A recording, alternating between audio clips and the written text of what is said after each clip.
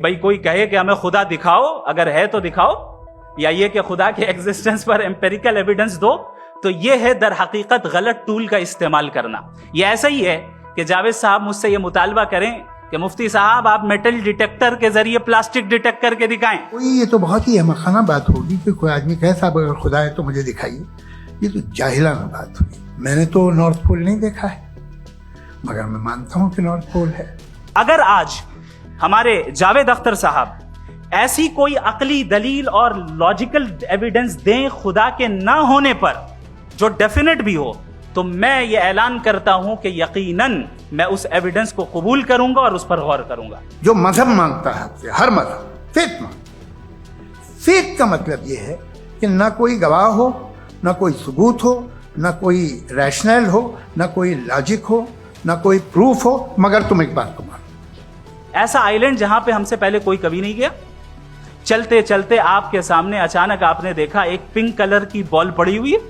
सबसे पहला सवाल आपके जहन में क्या आएगा कि ये बॉल यहां क्यों आई, कैसे आई, ये पिंक कलर की ही क्यों है, कोई और कलर भी हो सकता था। नेचुरली आप इस तरफ पहुंचेंगे कि कोई ना कोई है जिसने इन स्पेसिफिक प्रॉपर्टीज के साथ इस बॉल को बनाया है और यहां पे रखा है। हर मजहब आपसे एक चीज मांगता है, फेथ। ये फेथ क्या चीज होती है? दुनिया का हर मजहब फेथ पे टिका है, और फेथ का मतलब है एक ऐसा यकीन जिसका कोई सबूत, कोई गवाह, कोई रैशनल नहीं। सारे मजहब सब जानते हैं ये दुनिया कैसे बनी थी, कैसे मिटेगी, मरने के बाद क्या होगा, इनको सब इल्म है। इनको किसी को डायनासोर होते थे पहले ये नहीं पता था, किसी को नहीं पता। और सज्जनों, डज गॉड एग्जिस्ट? इस सवाल का जवाब सब अपने अपने तहीं खोजने की कोशिश कर रहे हैं।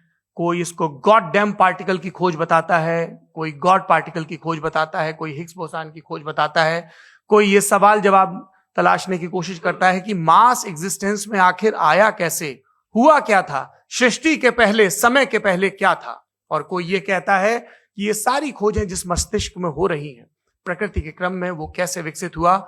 मैं उम्मीद करता हूं कि हम आज इन बुनियादी सवालों के कुछ जवाब हासिल करने में कामयाब हों। मैं सबसे पहले मंच पर आमंत्रित कर रहा हूं मुफ्ती शमाइल नदवी साहब को। आइए सर जी।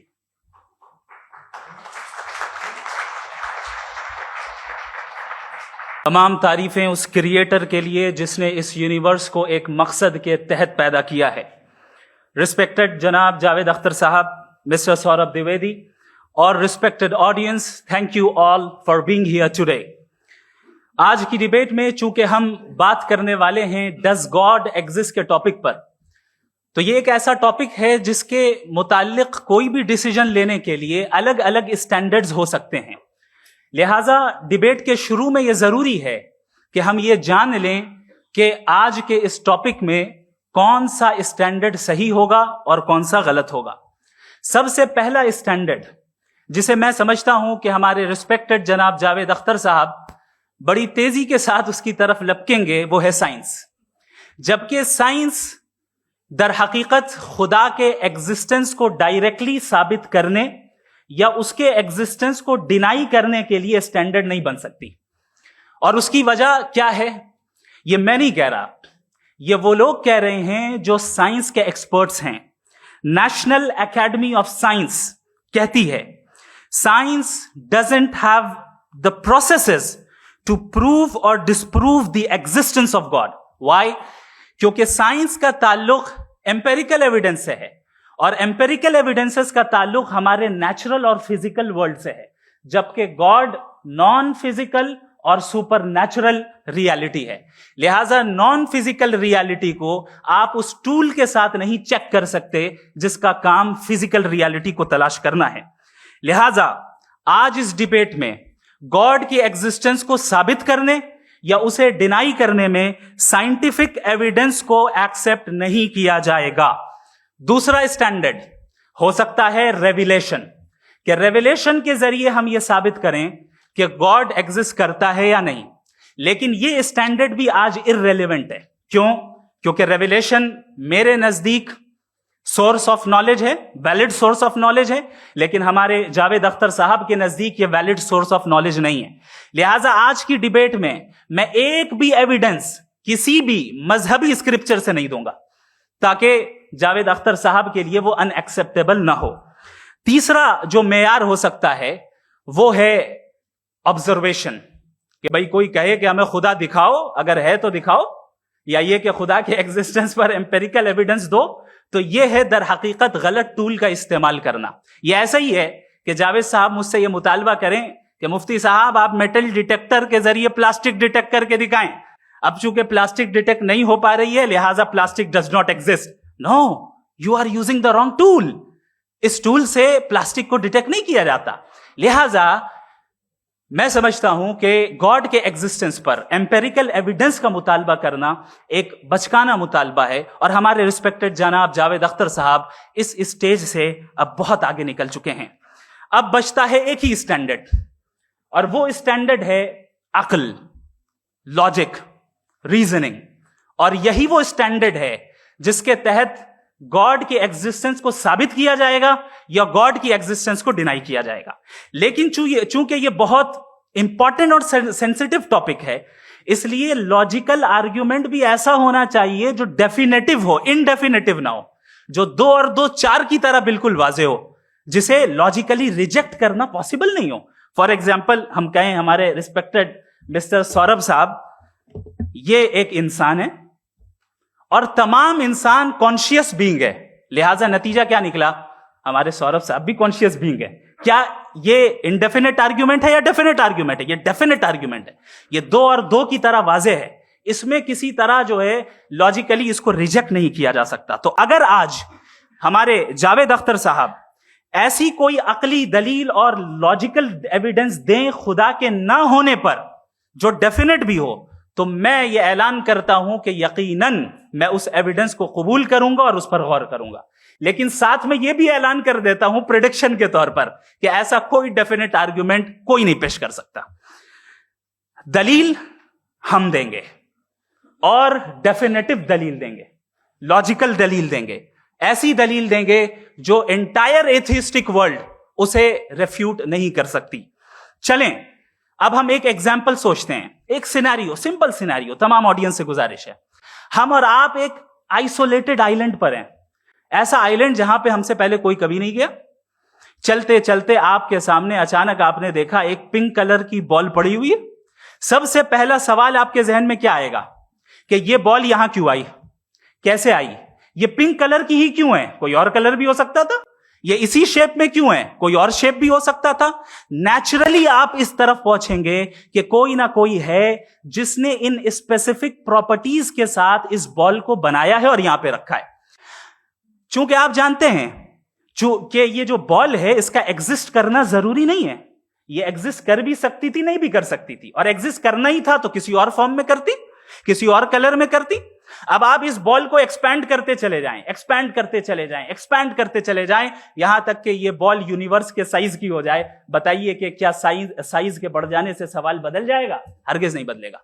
अभी भी सवाल रहेगा, ये यूनिवर्स कहां से आया, इन स्पेसिफिक प्रॉपर्टीज के साथ कहां से आया, क्यों आया, किसने बनाया, ये सवाल उस वक्त भी वैलिड रहेगा।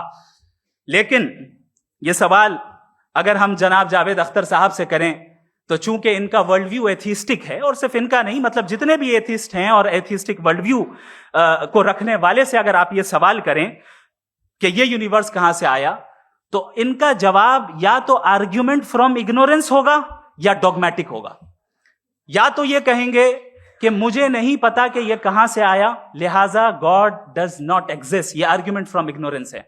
या ये कहेंगे कि ये यूनिवर्स खुद ब खुद बन गया, इसका मतलब ये है कि उस बॉल को भी खुद ब खुद बन जाना चाहिए। लेकिन बॉल के ताल्लुक से ये एक्सप्लेनेशन एक्सेप्ट नहीं की जाएगी कि ये खुद ब खुद बन गई, लेकिन यूनिवर्स के ताल्लुक से कर दिया जाएगा। इसे हम दूसरे अल्फाज में डॉगमा भी कह सकते हैं। दूसरी चीज, हमारे जावेद अख्तर साहब जरूर गॉड ऑफ गैप्स की मिसाल भी जरूर देंगे, और मिसाल देंगे कि पहले जमाने में बिजलियां कड़कती थी तो लोगों ने किसी एक खुदा की तरफ, और बारिश होती थी तो दूसरे खुदा की तरफ मंसूब कर दिया, उनके पास दलील नहीं थी। यह हमारा वर्ल्ड व्यू है ही नहीं, यह हमारा वर्ल्ड व्यू है ही नहीं, क्योंकि नेचुरल फेनोमेना के प्रोसेस की इंटरप्रिटेशन को जान लेने से यह कहां से साबित हो गया कि गॉड एग्जिस्ट नहीं करता है? इस पर मैं इंशाल्लाह अभी आगे बात करूंगा। आप हजरात ये भी देखेंगे और मैं ये एक्सपेक्ट करता हूं कि हमारे रिस्पेक्टेड जनाब जावेद अख्तर साहब जरूर इमोशनल आर्ग्यूमेंट्स भी देंगे, जो कि एक लॉजिकल फेलेसी है जब बात आती है ट्रुथ को डिसाइड करने में। क्यों? मिसाल के तौर पर वो कहेंगे कि अगर गॉड है तो इविल क्यों एग्जिस्ट करता है, जबकि मैं कहता हूं इविल का एग्जिस्ट करना गॉड के एग्जिस्ट करने की दलील है, उसके खिलाफ नहीं है। चूंकि अगर गॉड है तो हम सब उसके सामने अकाउंटेबल हैं, और अगर हम अकाउंटेबल हैं तो अकाउंटेबिलिटी के लिए इविल का मौजूद होना जरूरी है, उसके बगैर हम अकाउंटेबल नहीं हो सकते। और अगर हम अकाउंटेबल नहीं हैं तो हम जनाब जावेद अख्तर साहब से पूछेंगे कि आप बताएं कि फिर सफरिंग इस दुनिया में क्यों है? अगर खुदा नहीं है तो सफरिंग क्यों है? और उन लोगों के जज्बे का क्या जिनके अंदर सफरिंग के बाद इंतकाम लेने का जज्बा पाया जाता है और वो इस दुनिया से ऐसे ही चले गए, क्या उनकी सारी तकलीफें बेकार चली जाएंगी? अब आ जाएं उसी एग्जाम्पल की तरफ कि बॉल, मुझसे अगर कोई पूछे इस बॉल को किसने बनाया और या इस एक्सपेंडेड बॉल को किसने बनाया, मैं कहूंगा कि चूंकि ये यूनिवर्स और इस यूनिवर्स की तमाम चीजें कॉन्टिंजेंट हैं। कॉन्टिंजेंट होने का मतलब ये होता है कि जो अपने एग्जिस्टेंस पे किसी के ऊपर डिपेंड करती हो, तो जाहिर है ये यूनिवर्स कॉन्टिंजेंट है। और अगर कोई चीज कॉन्टिंजेंट नहीं है तो मैं रिक्वेस्ट करूंगा कि मुझे दिखा दें कि कौन सी चीज यूनिवर्स में कॉन्टिंजेंट नहीं है, हम भी जरा गौर कर लें और हम भी देख लें। और जब कॉन्टिंजेंट चीजें मौजूद हैं तो फिलोसोफर्स की इस्तिलाह के मुताबिक, हम उस टर्मिनोलॉजी के मुताबिक हम उस जगह तक पहुंचते हैं और उस हस्ती तक पहुंचते हैं जिसे नेसेसरी बीइंग कहा जाता है, कि ये वो नेसेसरी बीइंग है जिसका मौजूद ना होना नामुमकिन हो। क्योंकि अगर ये मौजूद ना हो तो सारी चीजें एग्जिस्टेंस में आएंगी ही नहीं, और ये सारी कॉन्टिंजेंट चीजें उसी के ऊपर डिपेंड करती हैं। अब अगर आप ये सवाल करते हैं कि फिर उस हस्ती को किसने बनाया, फिर उसका कॉज क्या है, फिर उसका कॉज क्या है, फिर उसका कॉज क्या है, और एंडलेसली चले जाएं, इसे हम कहते हैं इन्फिनिट रिग्रेस ऑफ कॉजेस, जो कि लॉजिकल फेलेसी है। कॉन्सेप्चुअली इन्फिनिटी पॉसिबल है। मिसाल के तौर पे न्यूमेरिकल्स 1 2 3 गिनते चले जाएं, इन्फिनिट नंबर्स हैं। मैं कॉन्सेप्चुअली बात नहीं कर रहा, प्रैक्टिकली रियलिटी में साबित करके दिखाएं कि infinite regress of causes possible है या नहीं। अगर पॉसिबल है तो हम मान लेंगे, मिसाल दे दें, और पॉसिबल नहीं है तो एक ही ऑप्शन बचता है जिसे हम कहते हैं नेसेसरी बीइंग। ऐसी नेसेसरी बीइंग जो इंडिपेंडेंट है, क्योंकि अगर वो डिपेंडेंट हुई तो वो नेसेसरी नहीं रहेगी। ऐसी इंडिपेंडेंट बीइंग जो इटर्नल है, अगर वो इटर्नल नहीं होगी, उसकी बिगिनिंग होगी, तो वो खुद कॉन्टिंजेंट है। ऐसी बीइंग जो पावरफुल है, क्योंकि कॉन्टिंजेंट को एक्चुअलाइज करने के लिए पावर चाहिए। ऐसी बीइंग जो इंटेलिजेंट है और नॉलेजेबल है, क्योंकि ये यूनिवर्स स्पेसिफिक फॉर्म और स्पेसिफिक लॉज ऑफ नेचर के तहत प्रिसाइजली चल रहा है। Thank you. थैंक यू मुफ्ती साहब। मैं इन दलीलों के बाद जावेद अख्तर साहब से गुजारिश करूंगा, आप बैठ के बोलना चाहेंगे हमारे? जी।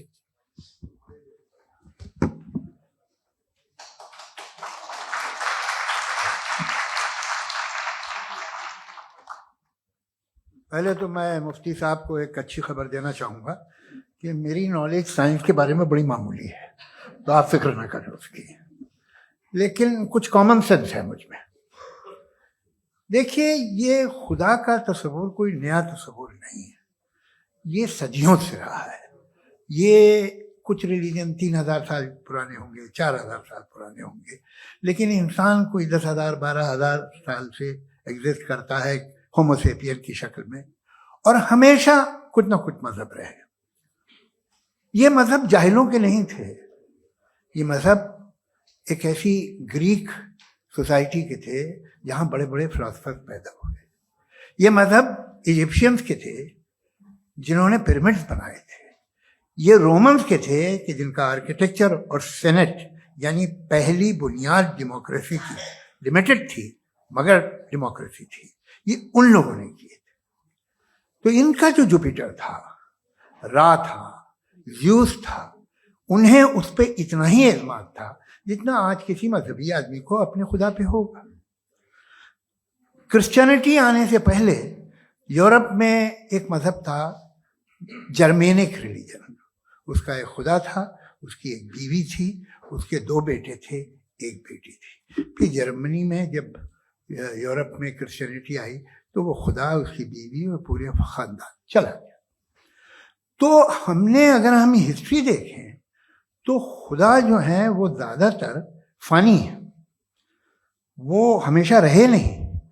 और वो जो लोग इन्हें मानते थे उनको आप कहें वो तो जाहिल थे, उन्हें तो कुछ पता ही नहीं था। ऐसा नहीं है, वो अपने वक्त में बड़े काबिल लोग थे और अपने वक्त में उन्होंने बड़े बड़े काम किए हैं, फिलोसफर्स थे, साइंटिस्ट थे, लेकिन उनका मजहब कहाँ गया, उनके खुदा कहाँ गए? आज जो खुदा हैं दुनिया में लोग उन्हें मानते हैं। आपको क्या मालूम कि कितने बरसों के बाद क्या होने वाला है? हम यूरोप में देखते हैं तो चर्च खाली हैं।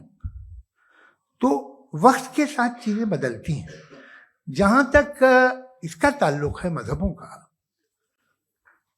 हर मजहब आपसे एक चीज मांगता है, फेथ। ये फेथ क्या चीज होती है? What is the difference between faith and belief? ये तो बहुत ही अहमकाना बात होगी कि कोई आदमी कहे साहब अगर खुदा है तो मुझे दिखाइए। ये तो जाहिलाना बात हुई। मैंने तो नॉर्थ पोल नहीं देखा है, मगर मैं मानता हूं कि नॉर्थ पोल है। मैं क्यों मानता हूं? इसलिए कि अगर ये दुनिया राउंड है तो उसका कोई टॉप होगा।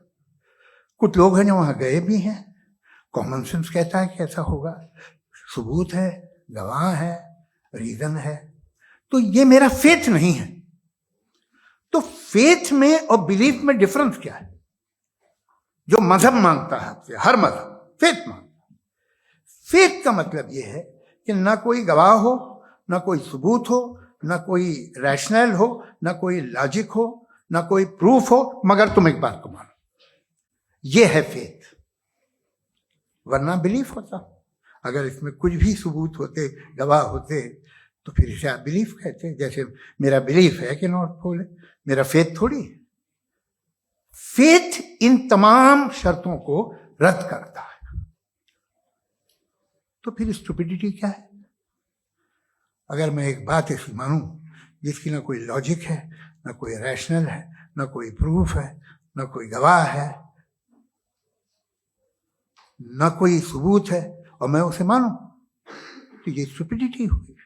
इसे ही भाई कल को मैं यकीन कर लूं कि एलॉन मस्क जो है मेरा भाई है, तो मुझे इंतहाई खुशी होगी, सुकून भी बहुत मिलेगा मुझे।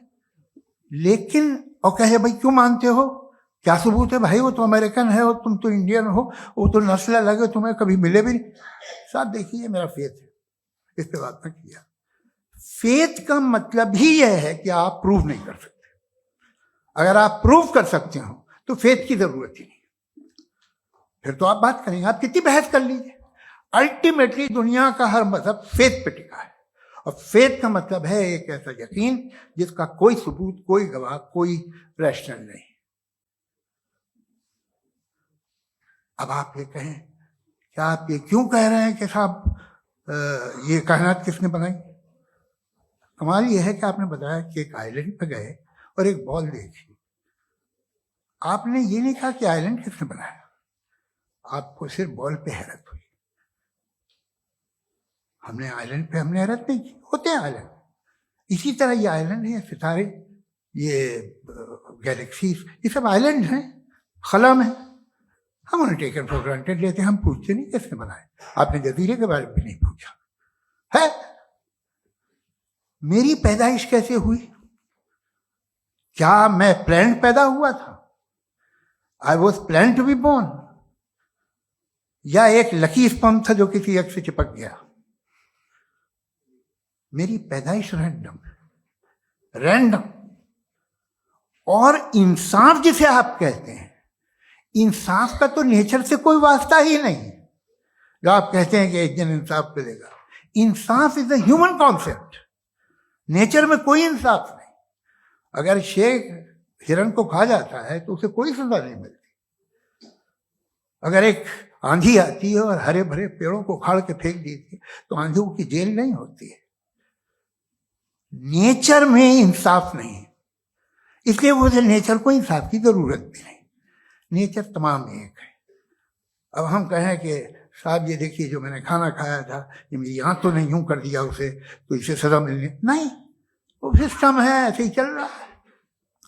नेचर बगैर इंसाफ के है। इंसाफ is a human concept.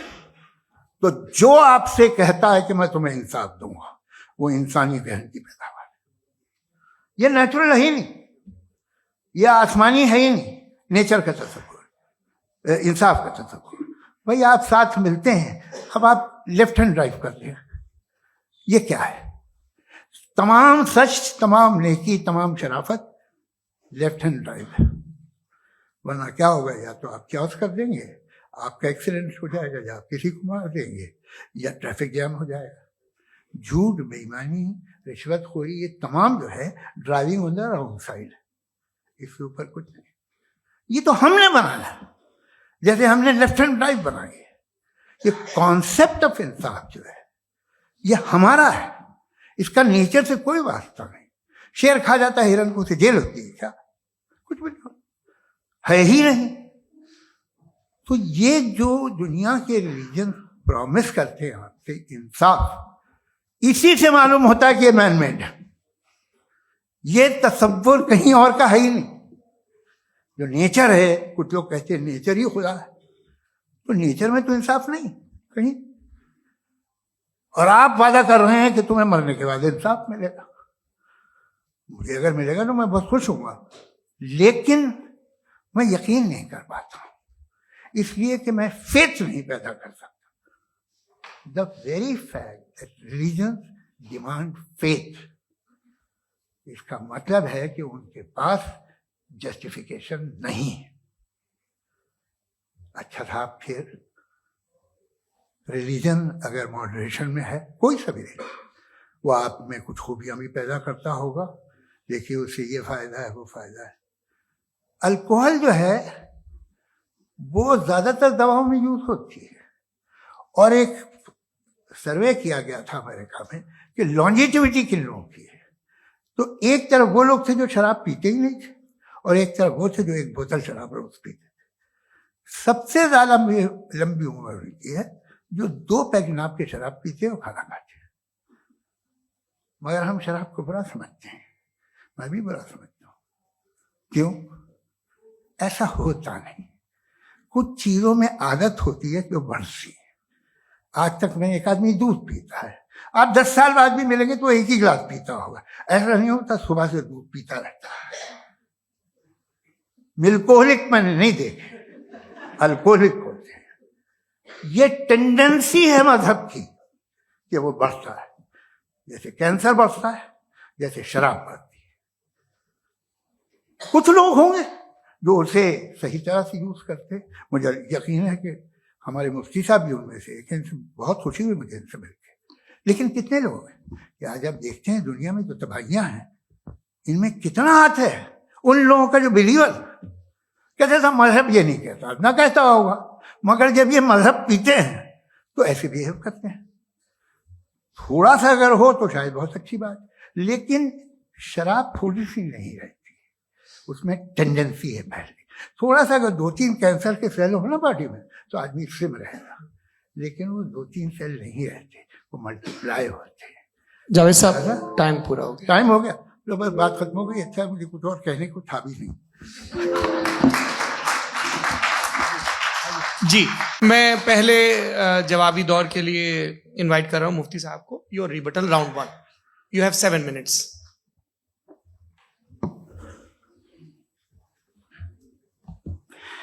Thank you very much Javed साहब। आपकी बात को सुनकर बड़े महजूज हुए हम लोग। महजूज, do you understand? We enjoyed. Okay, अब थोड़ा सा लॉजिकली उसको हम लोग देखते हैं। दरअसल हम लोगों ने कल गुजारिश की थी मुफ्ती साहब से भी, जावेद साहब से भी, कि हिंदुस्तानी जबान आम फहम सबको समझ में आ जाए, और जहां कहीं आप मुश्किल शब्द इस्तेमाल करें वहां बताते भी चलें। Thank you. तो सबसे पहले हमारे रिस्पेक्टेड जावेद साहब ने हवाला दिया कि खुदा फानी है। कितने मजहब आगे चले गए, किसी ने जुपिटर को खुदा माना, किसी ने किसी को माना। मैं कहता हूं जिसने कॉन्टिंजेंट चीज को खुदा माना, गलत माना, वो खुदा ही नहीं, वो खुदा ही नहीं है। हम तो नेसेसरी बीइंग को साबित करने बैठे हैं, वो नेसेसरी कॉज जो इटरनल है, जो अबदी भी है और अजली भी है। हम किसी और को साबित करने नहीं बैठे। दूसरी चीज, उन्होंने कहा कि फेथ एंड बिलीफ, ये एक ऐसी डेफिनेशन है फेथ की जो इन्होंने पहली मर्तबा पेश की है, या माफ कीजिएगा, इन्होंने पहली मर्तबा पेश नहीं की है, रिचर्ड डॉकिंस ने पहली मर्तबा पेश की है। मुझे मालूम है ये सोर्स कहां से है। एपिस्टेमोलॉजिकली फेथ और बिलीफ का फर्क आप इस तरह नहीं कर सकते सर। फेथ सही भी होता है, गलत भी होता है, बिलीफ सही भी होता है, गलत भी होता है। जो लॉजिक, रीजन और एविडेंस से बैक्ड होगा वो फेथ सही होगा। और आप जिस फेथ की बात कर रहे हैं कि इलॉजिकल है और उसके पीछे नहीं है, तो we are on the same page. हम नहीं मानते उस फेथ को। जो फेथ ऐसा हो जिसके पीछे कोई लॉजिक ना हो, एविडेंस ना हो, हम नहीं मानते। हम तो उस फेथ के कायल हैं जिसके पीछे लॉजिक हो और एविडेंस हो। तो बिलीफ सही भी होता है, गलत भी होता है, फेथ भी सही होता है और गलत भी होता है। तो आज फेथ और बिलीफ के डिफरेंस पे बात नहीं हो रही। आज आप चाहे फेथ एक्सेप्ट कर लें या बिलीफ एक्सेप्ट कर लें, आज ये बात होगी कि ट्रूथ क्या है। चाहे ट्रू बिलीफ सही है या ट्रू फेथ सही है, और फॉल्स फेथ क्या है और फॉल्स बिलीफ क्या है, बात इस पे हो रही। दूसरी चीज इन्होंने पूछा, स्टुपिडिटी फिर क्या है? अगर फेथ रिलीजन स्टुपिडिटी नहीं है तो और क्या है? चूंकि फेथ का मुतालबा करते हैं तो स्टुपिडिटी क्या है?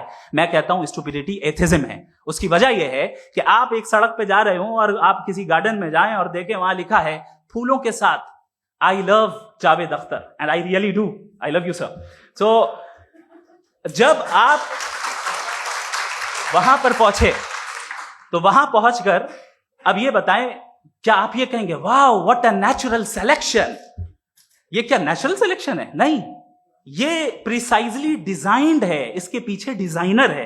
लिहाजा अगर कोई एक ऐसी कॉमन सेंस की बात को कबूल नहीं कर रहा है कि यूनिवर्स जो इतने प्रिसाइजली काम कर रहा है, हम कह दें कि खुद ब खुद बन गई, मैं समझता हूं इससे बड़ी स्टुपिडिटी और कुछ नहीं है। ये इर्रेशनल चीज है। फिर हमारे सर ने कहा कि आपने बॉल पे फोकस किया, आइलैंड पे फोकस नहीं किया। अरे आइलैंड को किसने बनाया, यही समझाने के लिए तो बॉल की मिसाल दे रहा हूं। और बॉल भी कॉन्टिंजेंट है, आइलैंड भी कॉन्टिंजेंट है, दोनों नेसेसरी बीइंग का मुतालबा करते हैं। आगे इन्होंने कहा कि नेचर में कोई इंसाफ नहीं है। हम डिसाइड करते हैं कि मोरालिटी क्या होती है, इंसाफ क्या होता है। हम डिसाइड करते हैं, जैसे ड्राइविंग सीट में ट्रैफिक वाला, ये तो किसी खुदा ने नहीं कहा, ये है, इसे कहते हैं फॉल्स इक्विवेलेंस। ये एक लॉजिकल फेलेसी है। आपने जो है मिसाल दी ड्राइविंग की और ट्रैफिक की, ये सब्जेक्टिव मोरालिटी है। आप सब्जेक्टिव मोरालिटी को मिसाल बनाकर ऑब्जेक्टिव मोरालिटी के ऊपर नहीं थोप सकते। इंसाफ की ऑब्जेक्टिव मोरालिटी है। अगर आप ये कहते हैं कि नेचर में इंसाफ नहीं है, तो इंसाफ का न होना ये नेचुरल हुआ, तो फिर नेचर को नेचर रहने दे। क्यों हम इतना स्ट्राइव कर रहे हैं दुनिया में इंसाफ लाने के लिए? ये तो इलॉजिकल बात है, इर्रेशनल बात है। इसलिए बहुत सी चीजें ऐसी हैं जो ऑब्जेक्टिवली जो है इविल या गुड हैं, और बहुत सी चीजें ऐसी हैं जो सब्जेक्टिवली हैं। सब्जेक्टिवली जो मोरल होता है या इमोरल होता है, उसको हम सोशल कंसेंसस से या पर्सनल प्रेफरेंस से डिसाइड करते हैं। लेकिन जो ऑब्जेक्टिव मोरालिटी है, जिसमें इंसाफ आया, जो इन्होंने बार बार रिपीट किया, ये ऑब्जेक्टिव है, सब्जेक्टिव नहीं है। अगर आप कहते हैं ये सब्जेक्टिव है, तो मेरा सवाल आपसे यह है, क्या सोशल कंसेंसस के जरिए अगर जुल्म को सही करार दे दिया जाएगा तो आप जुल्म को जस्टिफाई करेंगे? दूसरी चीज इन्होंने यह कहा कि 2 पैक शराब पी लें तो वो उतने पे नहीं रहता, बढ़ जाता है। यही मामला मजहब के साथ है। 2 पैक आप पी लें, बढ़ेगा। तो ये एक ऐसी मिसाल है, इसको कहीं भी फिट कर लें कि आप एथिज्म पे जब फिट करें, जब आप 2 पैक एथिज्म का लेंगे ना, तो वो बढ़ बढ़ के नॉर्थ कोरिया बनेगा। Thank you.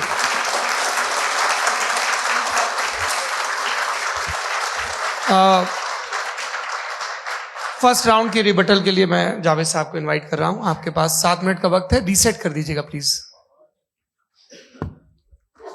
मुझे इस बात की खुशी है कि मुफ्ती साहब ने भी मान लिया कि नेचर में कोई इंसाफ नहीं है। तो कोई भी चीज़ जो इंसान ने नहीं बनाई है उसमें इंसाफ नहीं होता है। एक बात मैं आपसे अर्ज करूं, जरा पता लगा लीजिएगा, ये जो आप बाग में जाते हैं बेहद खूबसूरत फूल देखते हैं ना, इनमें से कोई नेचुरल नहीं है। ये सारे फूल क्रॉस करके बनाए गए हैं। जो जंगल में फूल होते हैं निहायत मामूली होते हैं। ये फूल इंसानों ने बनाए हैं। जो आप बाग में देख के वाह वाह कहते हैं, ये इंसानों के बनाए हुए हैं। डिफरेंट फूलों को क्रॉस करके, डेवलप करके, फिर क्रॉस करके इस तरह से बनाए गए। नेचुरल फ्लावर नहीं। किसी जंगल वीरान में जाके आप गुलाब के फूल नहीं देखेंगे। ये सब बनाए हुए इंसान ने, बहुत से काम इंसान ने किए हैं। बाकी है कि आपने मेरी एक बात का जवाब नहीं दिया, जिससे मुझे शिकायत है कि फेथ क्या है और आप फेथ मांगते क्यों हैं मुझसे? आप तो लॉजिकल हैं, आपके पास तो सारे रैशनल हैं, आपके पास सारे सबूत हैं, तो आपको फेथ की डिमांड क्यों करते हैं कि भाई तुम सरेंडर कर दो और सवाल मत करो? कोई मजहब सारे सवाल करने की इजाजत नहीं देता है और मना करता है कि ज्यादा सवाल ना करो, बह जाओगे तुम। आप क्यों रोकते हैं? हकीकत ये है कि इंसानी तारीख क्या है। इंसानी तारीख ये है कि दुनिया में दो तरह के लोग हुए हैं। एक वो जिन्होंने अपनी लाइल्मी की परस्तिश की है, दूसरे वो जिन्होंने अपनी इग्नोरेंस या लाइल्मी से झगड़ा किया है और मालूम किया है कि क्या है। ये जो आप कह रहे हैं, आज आप हैरान हैं कि भाई ये यूनिवर्स कैसे बनी। लोग हैरान थे कि सूरज डूबता है तो इधर से कैसे निकलता है। और आप एक कदम जाके हमेशा का मानने को तैयार है, एक कदम पीछे ही मान जाइए। भाई आप इसके बाद जाते हो, कहते सवाल ना करना कि ये कहां से आया, ये पावर तो हमेशा से हमेशा रहेगी। तो आप यूनिवर्स के बारे में मानने में क्या तकलीफ है? एक कदम पहले रुक जाइए। ये हमेशा से थी या नहीं थी हमें मालूम नहीं है। और ये कहना कि हमें मालूम नहीं है, कमाल ये है कि दुनिया के सारे मजहब सब जानते हैं ये दुनिया कैसे बनी थी, कैसे मिटेगी, मरने के बाद क्या होगा, इनको सब इल्म है।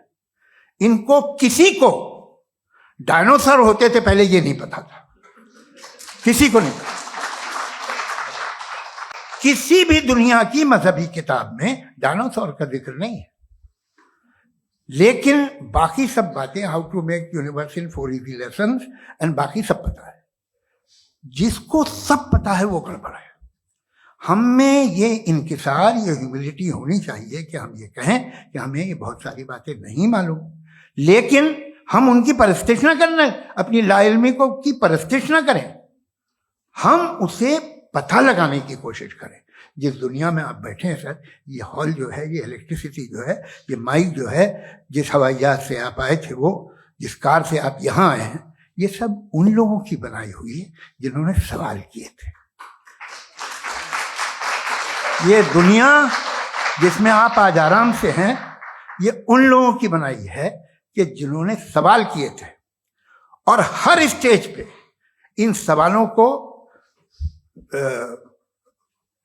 मकरूह कहा गया था, गलत कहा गया था। आप जरा तारीख पढ़िए, एक बड़ी दिलचस्प किताब है बर्ट्रैंड रसेल की, जिसमें उसने रिलीजन एंड साइंस कि कब से रिलीजन जो है साइंस के अगेंस्ट है। और हद तो यह है कि भाप के इंजन के खिलाफ थे, स्टीम इंजन के भी खिलाफ थे, और फतवे हुए उन पे, वेटिकन ने दिए। तो ये हमेशा, अभी जैसे ही ये राइट विंगर आते हैं अमेरिका में पावर में, तो वो जो अपना ये क्या बोलते हैं उसे, सीड क्या वर्ड है, सीड क्या जो, हाँ नहीं सीड जो होते हैं जिसपे जी, नहीं भाई, वो जो ह्यूमन बॉडी के